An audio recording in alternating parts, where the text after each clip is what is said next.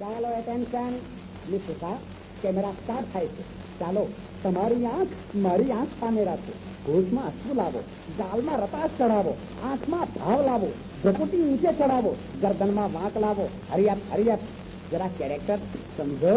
દૂર રહો ડિરેક્ટર, હું પણ કહું છું કે જરા કેરેક્ટર સમજો. મારા ગાલ પર હાથ શા માટે મૂક્યો? તું ઉષા કુમારી કલાનો ઉદ્ધાર આ રીતે કરશો.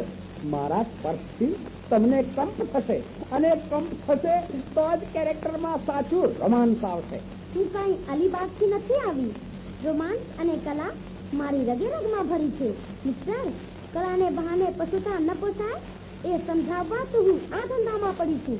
ઉષા દેવી, ડિરેક્ટરને ઘરે ન પાડો. હું કેમેરામાંથી સાફ જોઈ રહ્યો હતો કે ડિરેક્ટરે તમને શુદ્ધ હેતુથી સપ્રસ કર્યો હતો. શુદ્ધથી અશુદ્ધ હેતુ ન સમજ્યું એવી હું પીકી નથી. કેમેરામેન, રેવડીવાળાના સાથથી ગંડેરીવાળા ન થાવ. શ્રીમતી ધાંગલ છોડો. ડિરેક્ટરની મહેરબાનીથી જ વેનિસના પ્રદર્શનમાં પંકાશો.